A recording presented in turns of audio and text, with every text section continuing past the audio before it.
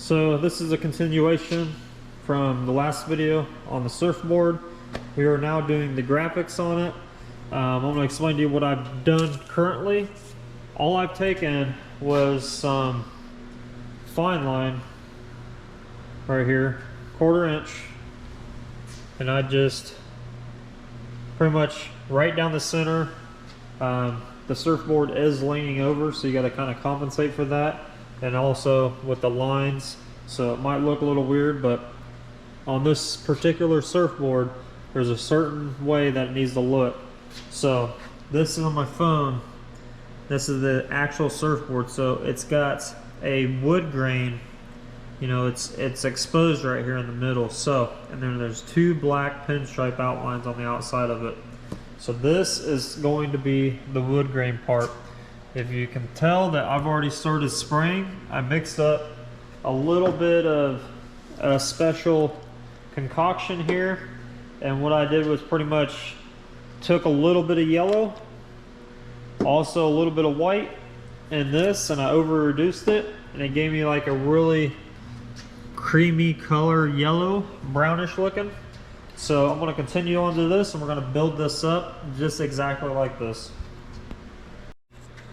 So how I'm going to do this is pretty much I'm just going to keep going back and forth. My air pressure is set pretty low, but we're just going to go back and forth here. We're going to make some streaks in it. Nothing too crazy.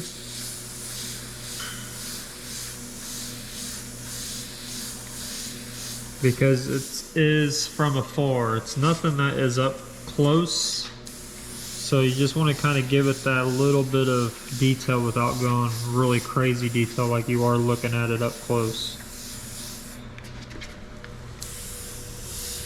Now if you wanted to, you could take some Scotch-Brite even, if you got some laying around, or maybe some sandpaper that's really light, that's not going to really take all the paint off, and you can make a wood grain effect by scratching a lot of this off.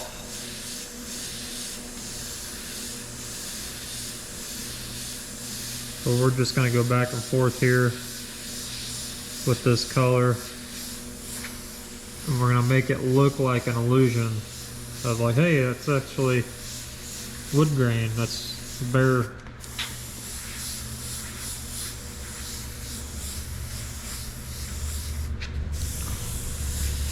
Now I used to do the wood grain effects a lot back in the day, so I get a pretty good idea of how it works already.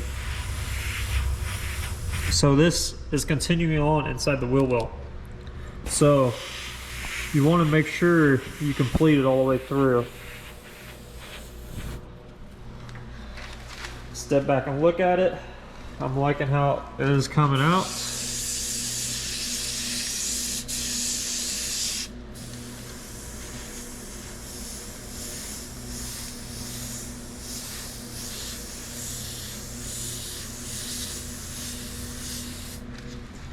Now I don't really have too much sandpaper laying around, or else I would Scotch-Brite this out, or kind of scratch it out if you will, just to give it that extra realism look. But yeah, that's pretty much it for that, guys. Like, it's not too crazy. Like, this is the reference picture on my phone that I have here. It's a little bit darker on the board itself, but I don't want to go too crazy dark with it. I might just bump it up with the brown here just to see what it's going to do. Make it a little bit darker in some areas, but other than that, that's it. So we're going to get this thing unmasked, and we're going to go to step number 2. So here it is, all unmasked. Came out really good. Definitely looks like some wood grain effect going on. I took a little bit of extra darker brown that I had made up that was diluted, and I put a little bit more in there, so like these darker areas up here are what that color is. You can tell I did a little spray out here. So my next thing before we go on to the next step for that graphic is I'm going to shade this surfboard. That way it's not just big old plain white sitting there. I want to shade it as if the sun is hitting the back of it. So, and the bottom is actually stuck in the sand down there. So we're going to shade this stuff. I've mixed up a really diluted, like a gray. Kind of see it right there. So we're gonna just shade this side of it, because obviously this side's the side that's hitting the sun. So you always want to shade the part if you're going as a cast a shadow. So usually when the sun is casting a shadow behind it, the edges are kind of lit up a little bit, but everything else has kind of got like a shadow casted to it. So I'm going to start down here, and we're just going to lightly go back and forth just to cast that little bit. It doesn't have to be much, because this is pretty much white. So you want to be really careful with how much paint you're putting on this, because you don't want to overkill it.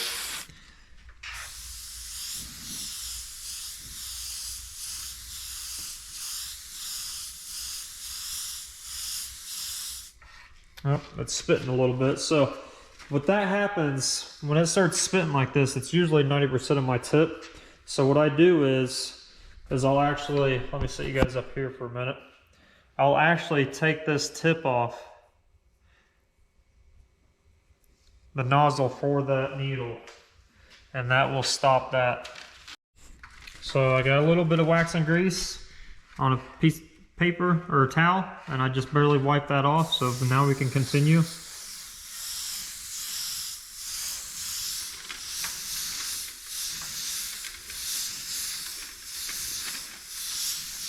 Sometimes with these airbrushes that have a really fine needle set in them, you gotta be really careful, because if you don't mix your paint just right and you're shooting a really low air pressure, it will definitely start spitting on you. So I like that.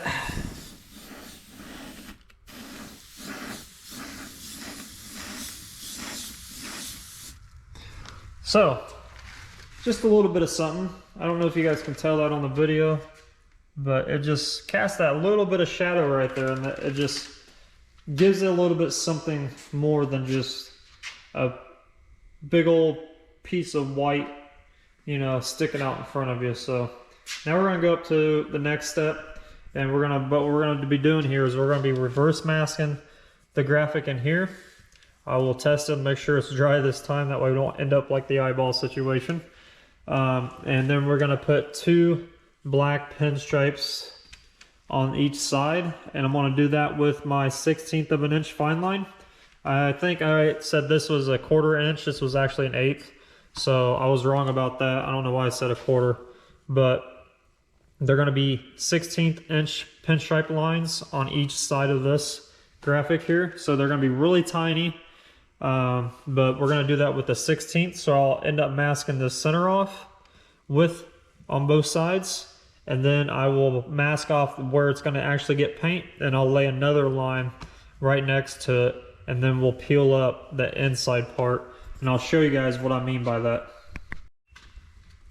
I got one side taped up and finished, so I'm going to run this through with you guys to show you guys exactly what I meant by putting the fine line down to make a perfect pinstripe. If you're wondering why I don't just pinstripe this by hand, is because I do not have any black enamel striping. So I am doing it this way, that way I can just paint it on and be done with it, and it could probably be better than what I can do pinstripe by hand.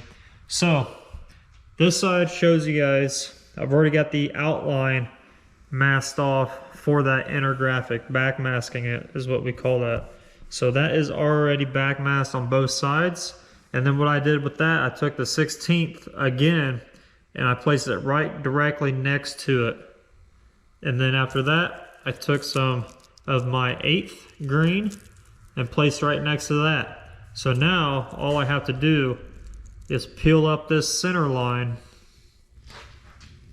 and it makes a perfect,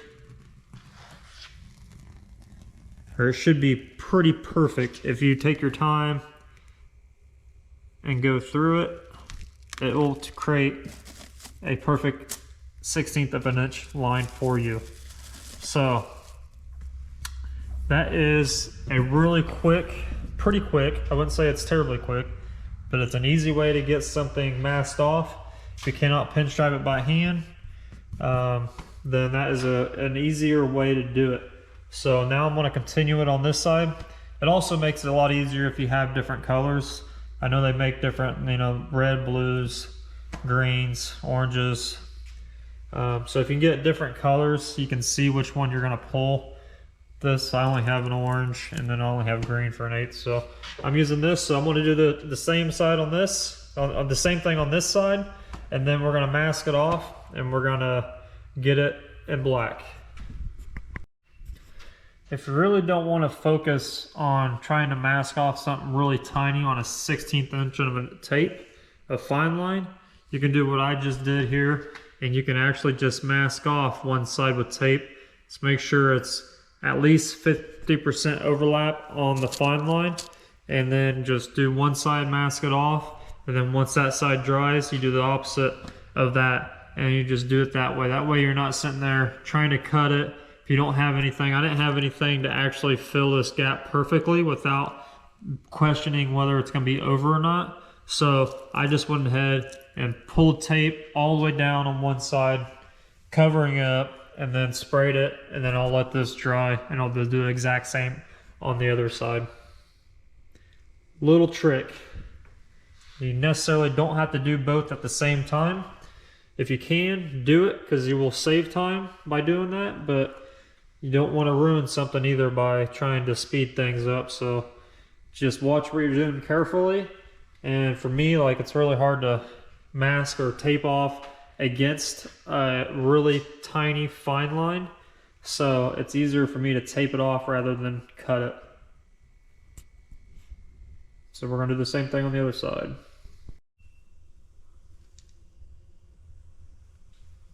And the stripe is, or both stripes are done. See, they came out really pretty even. No one's going to be able to guess that maybe they're off somewhere, but it's just an easier way, a little trick to do a fine line without actually having to pinstripe it. You just got to follow those edges. So on to the next thing. The next thing is at the top of this board on the right hand side, there is this circle. It's got some words on it. It says Dead and Company, and it's got a skull and some roses. Well, I remember he said that he didn't really necessarily want the words or anything inside of it, but just to have the circle on there. So I've already pre-made my color. It's kind of like this pinkish, I don't know, it's a pinkish peach, a little bit of reddish tone to it. It's just like a watercolored out pink. So I've pretty much already got my color mixed up. And then what I'm going to do, I'm going to cheat this one. I actually got my drafting circles here, and I just went through and I decided which one was going to fit in the area that it needed to go. So that's all I did, and I just taped around it. And so yeah, I can just come in here and pretty much blast away as long as it's the right color. It's really diluted, so I have to be really careful. I'm gonna put you guys right here for a minute. I might have to add a little bit to it. A little bit more red.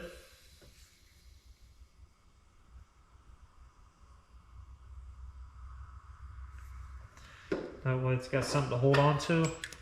If you over reduce your paints, it's gonna pretty much just splatter everywhere, just like water. So you want to make it to where it's got something to hold on to that pigment. So all I did was add a little bit more really diluted red to it, just straight up red.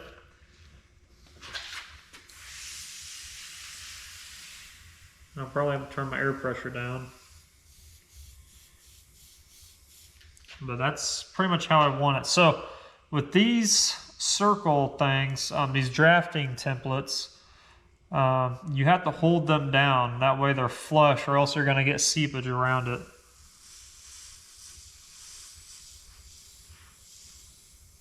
And we don't want that.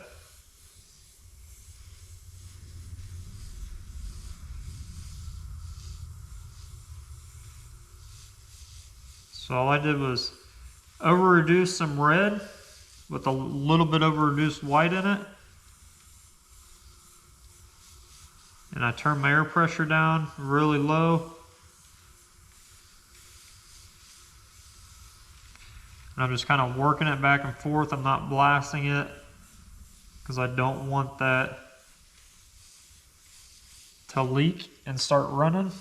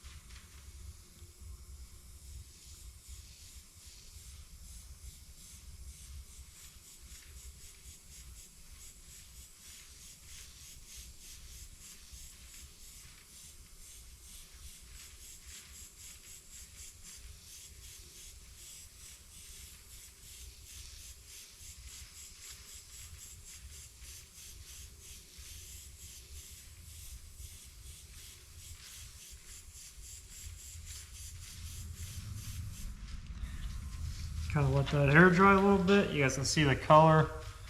It's coming out really well. And then I'm gonna let that dry. And what I'm gonna do is I'm gonna add white to this mixture. And then we're gonna go through and kind of do a little bit of highlights within this. And if he decides to do the lettering that's in here, probably won't be able to read it, but we can act like we can kind of airbrush it on there like it's got words written. If you haven't seen anything that's really extra exposed and you barely make out the handwriting, we can do that with that and the blue. I might just go ahead and do like a blue circle inside of this as well, because that's what this has, is a little bit of blue circle in it.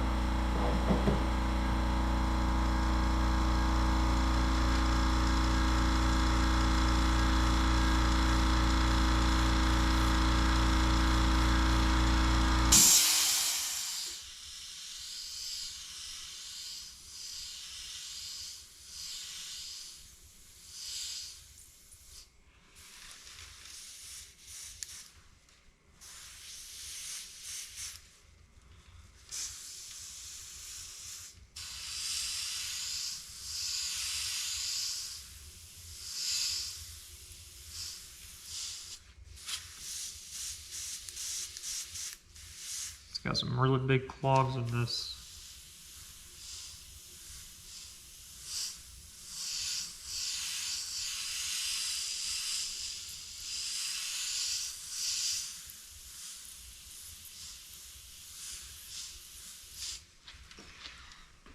It's a little bit of a highlight, not much, just a little bit to make it kind of stand out.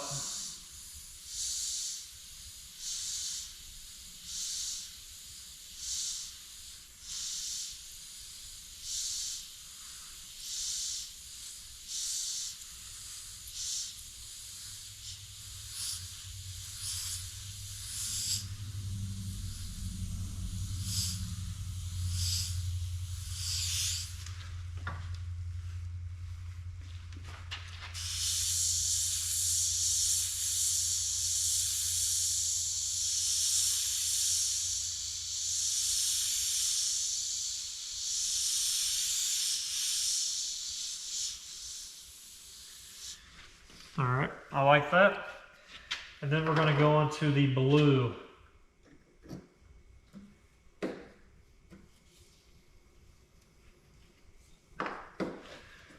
So I'm going to show you guys this real quick. Just a little bit of the highlight and a little bit of highlight casting in the back of that circle, just kind of like a sphere, because the sun's coming this way. It's coming down towards this way, so you kind of want to cast that light bouncing off of it a little bit.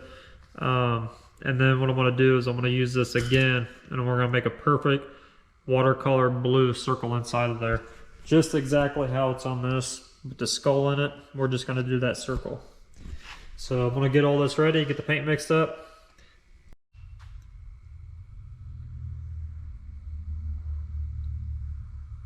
I started getting pretty crazy into it, and once I knew what I was doing, it turned into this. So just a little micro skeleton inside there with some roses, some shading and shadowing, and all freehanded stuff. And I think I'm going to call that a wrap on the surfboard. So now you know what we're going to do next is to tear this all off and see how this thing stands by itself.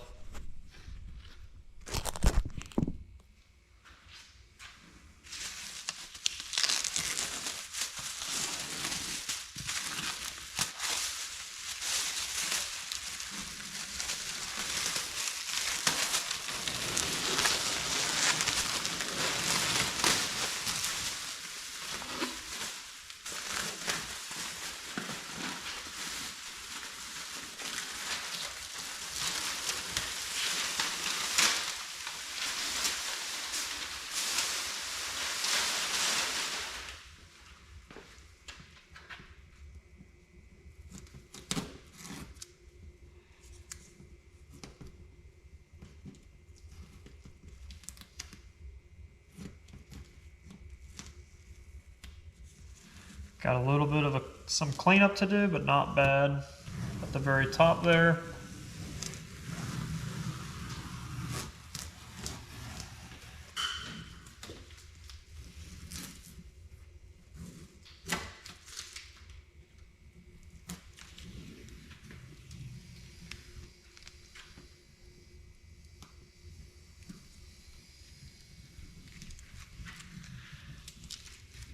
Oh, got some cleanup down here to do too, but so yeah, you got some cleanup areas to do here. Got some wonky taping right there for some reason. I don't know what that is, but it didn't really tape really well right there. So I'll fix all that, clean all that up, and then I will fix this up here too, which is just a little bit of blow through on the white, nothing too crazy. And a little bit, if you have issues like this, like just where the tape didn't fully stick, because I kind of stretched it right here making this bend. If you have anything like this, just back tape it, and then just take some wax and grease, or you can do reducer, and it'll slowly just eat that away. So yeah, this I'm gonna figure out what I'm gonna do here. I'm not really sure. I might just continue with the water right here. That way it's kind of just blended in. And yeah, that's the only issues, are those two spots. So pretty happy with it. Everything came out really clean and smooth. No real big issues. So yeah, that's it guys. So that's how I did the surfboard. Nothing too crazy, pretty simple. Take a step back here. Like I said, it is pretty bright, so I'm glad I diluted it down with some gray. I could have went a little bit crazier on the gray, but it kept it white still, so pretty happy with it. So we're gonna call this a wrap on this video, and then the next video I'm gonna start doing, I'll probably do it off camera, but I'm gonna do probably some cleanup. And then I need to start pinstriping the gray areas in the sun. It's all gonna go silver. I got some enamel striping silver from House of Color. And then the palm tree is gonna get some pinstriping on it as well with the leaves. So that's probably gonna be the next thing after I clean everything up, unless the customer comes and looks at it and wants to add more to it, which I plan on adding more to it. But we're gonna see what he thinks and what he actually wants done to this. So that's going to be the next video, is pinstriping all this crazy stuff. So I'll see you on the next one.